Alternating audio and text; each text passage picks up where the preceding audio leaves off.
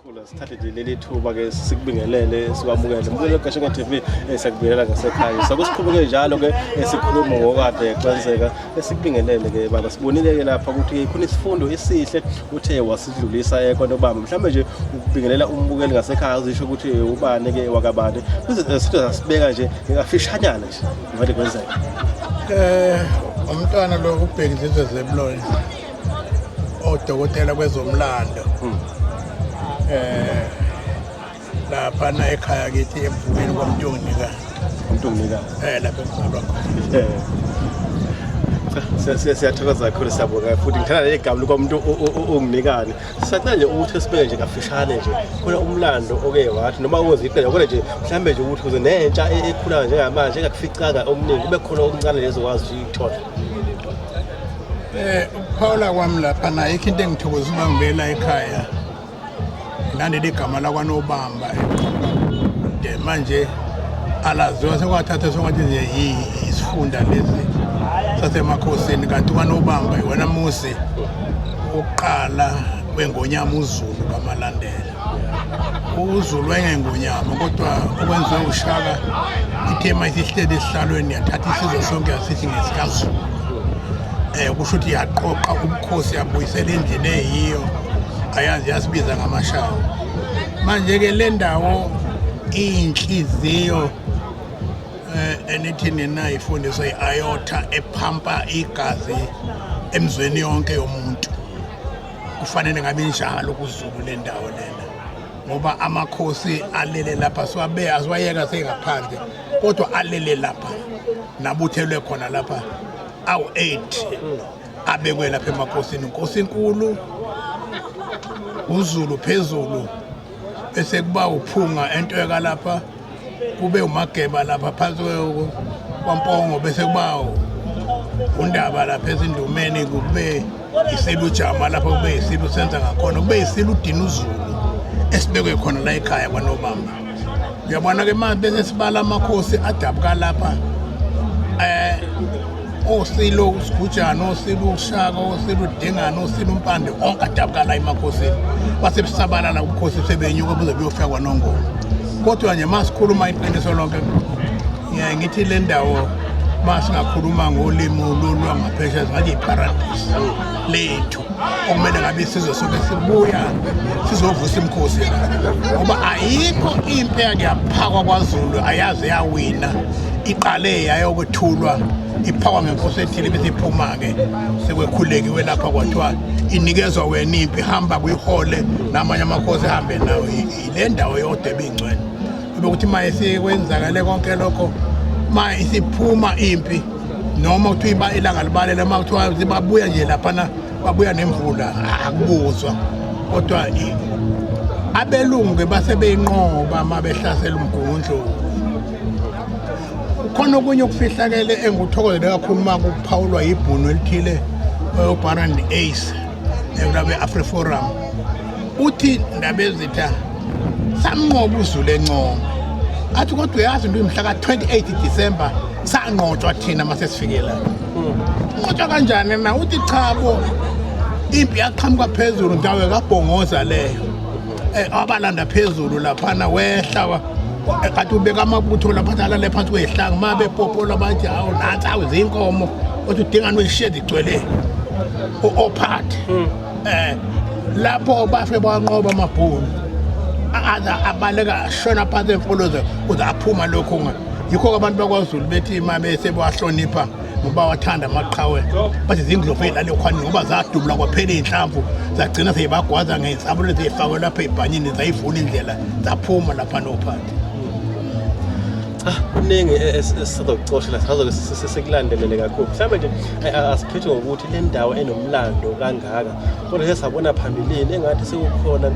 uxovana ukuba khona sizweleke cha uyenze lakhe ngathi usethe ukulungisa mhlawumbe nje ngokwakho ungathini lezo simo lezo isimo silungile asilungile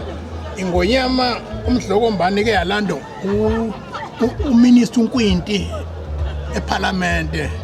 yangiphokutha ngikhuphuke ngakhuphuka nasadibana lapha eTiger Lodge uma silapha neTiger Lodge nabatwana bathe abatwana sazi kwakusekhona umntwana uReggie nabatwana bonke laba basendlunkulu bese ngizwa mase sihle isilo lapha noNgqongqoshe ethi ngizocela umntwana wasekuvukeni akhulume awu ngithi engangithintana ngithinta imbo bese ngikhuluma ngichaza umlando wala athi uNkwinti Ngonyama yaqala nqanqa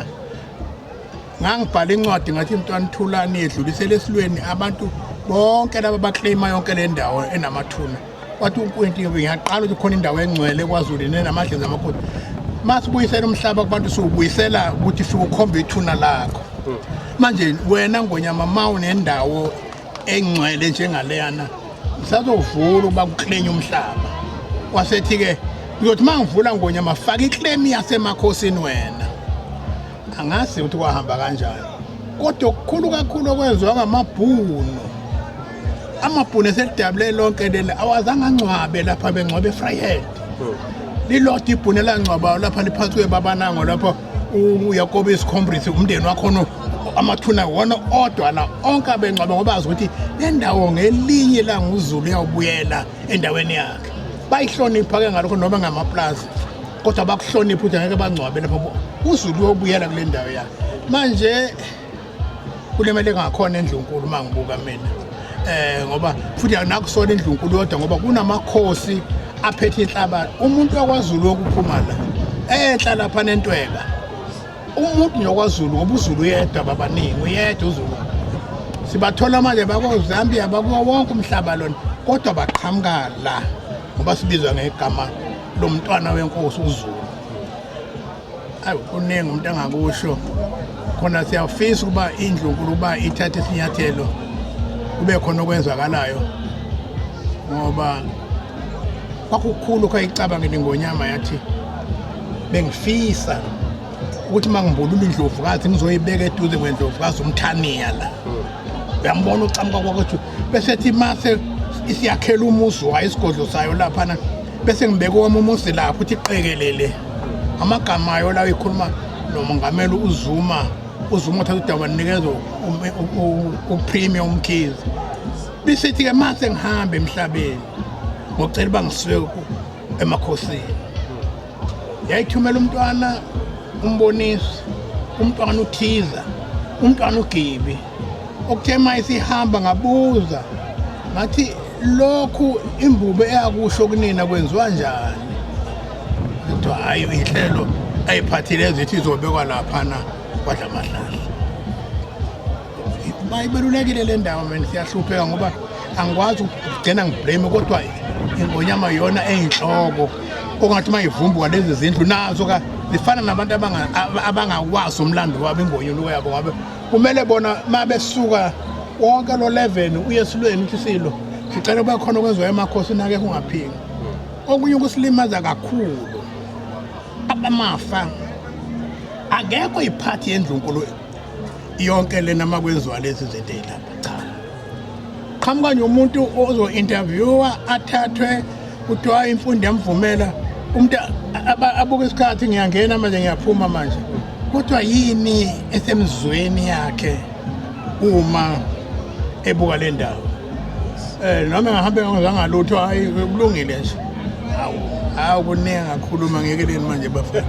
kulungile baba asibuka kakhulu ukuncane usiphe khona kodwa kuthina kuningi kakhulu nami nje khona la sekungivule khona manje kodwa ke sazoba ndawonye sikwazi ukuthi siphe isizwe ngoba uningi umphawo ophethe ungafanele uNkulunkulu ezekukhumbule lo mphako lo uphethe ungafikile esizweni ngihamba nakho ngiyabona